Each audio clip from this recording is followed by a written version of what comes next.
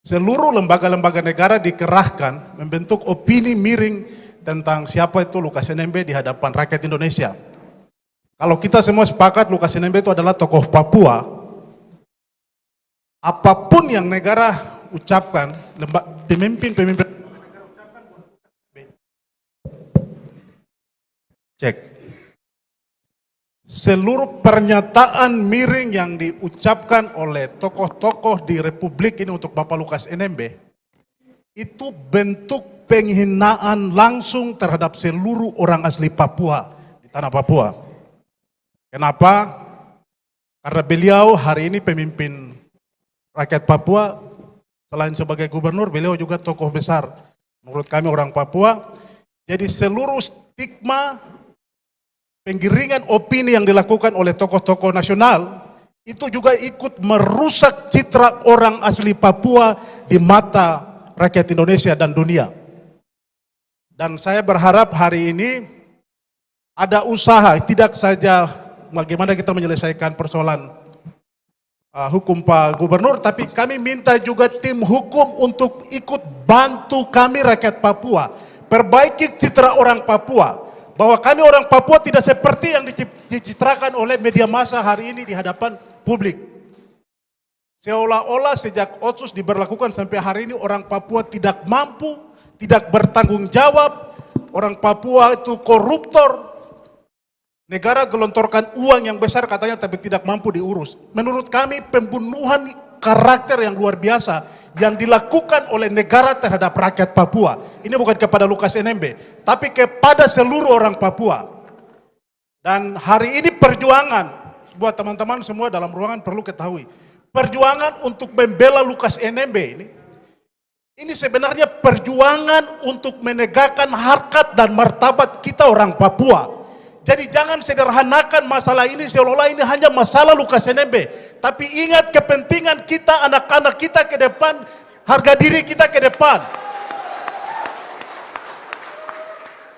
Tadi Kakak Alo sudah bicara dengan jelas sejumlah peristiwa. Itu fakta yang tidak bisa dibantah oleh negara, termasuk oleh Mahfud MD. Bahwa ada sejumlah pengalaman masa lalu yang menyakitkan yang dialami oleh bangsa Papua di negara Republik Indonesia ini.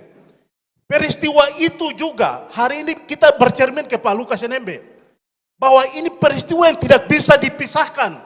Negara tidak bisa secara paksa menggunakan kekuatan militer sekalipun untuk menghapus peristiwa sejarah bahwa negara selalu menggunakan cara-cara yang tidak bermartabat dalam menyelesaikan masalah Papua.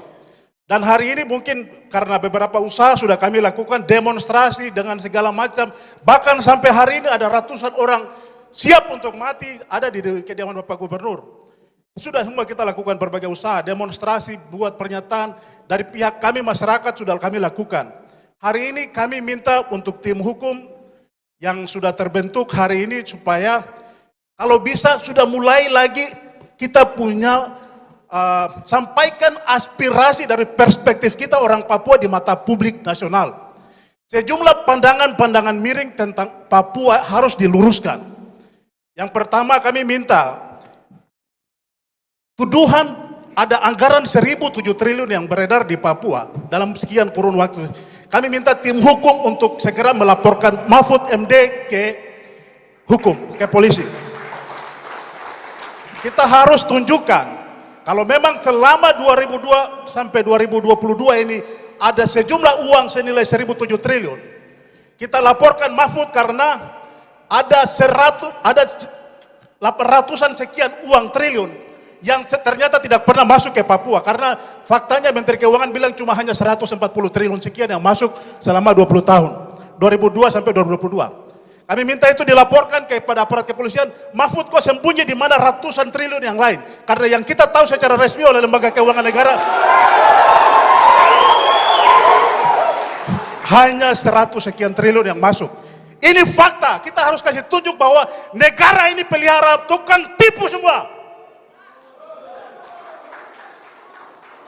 Yang berikut bahwa kami belum melihat juga usaha kita.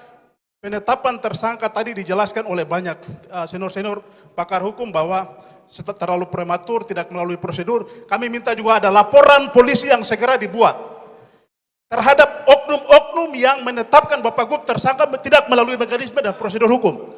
Harus ada laporan polisi baru juga kepada para penyidik yang melakukan mekanisme di luar dari ketentuan hukum itu. Dan itu kami mohon itu dipertimbangkan dalam waktu dekat, harus ada laporan itu. Saya tidak mengerti bagaimana caranya karena saya juga bukan orang hukum. Saya pikir Bapak orang paling paham soal itu. Jadi kita punya upaya ini juga bagaimana mengoreksi citra kita yang sudah dihancurkan secara langsung oleh negara ini.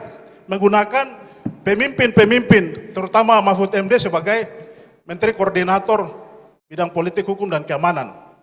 Nah, itu yang kami pikir, termasuk juga kami lihat bahwa penggunaan aparat keamanan dalam penyelesaian masalah ini itu bukan solusi. Persoalan Papua ini tidak bisa terlepas dari persoalan masa lalu seperti yang Kak Kalo sampaikan. Kami juga tidak bisa dipisahkan dengan pengalaman-pengalaman kita itu. Karena pengalaman itu mungkin bagi rakyat Indonesia sebuah cerita. Kami ini langsung mengalaminya. Barnabas Suwebu sampai bebas kemarin, dia tidak pernah tahu dia dipenjara 7 tahun itu karena kasus apa. Kasus Barnabas Suwebu itu pengalaman hidup yang kami tidak mau terulang lagi kepada Lukas NMB. Dan untuk itu kami tetap akan bertarung di sini. Kami rakyat Papua siap untuk berdiri di sini di belakang bapak-bapak pengacara sekalian untuk memperjuangkan harga diri kami. Banyak tokoh-tokoh sudah bilang kami datang di negara ini bukan datang dengan tangan kosong. Barnabas Suwebu kalau kita lihat dia punya kesaksian sampai 1970 Papua ini menyumbang hampir 80% pendapatan asli APBN, pendapatan belanja negara. Dan sampai hari ini kalau cuma hanya dibesar-besarkan kalau soal 1.000 triliun yang ternyata di Papua kita sumbang itu dalam waktu 5 tahun kan tidak ada artinya, tidak sebanding juga.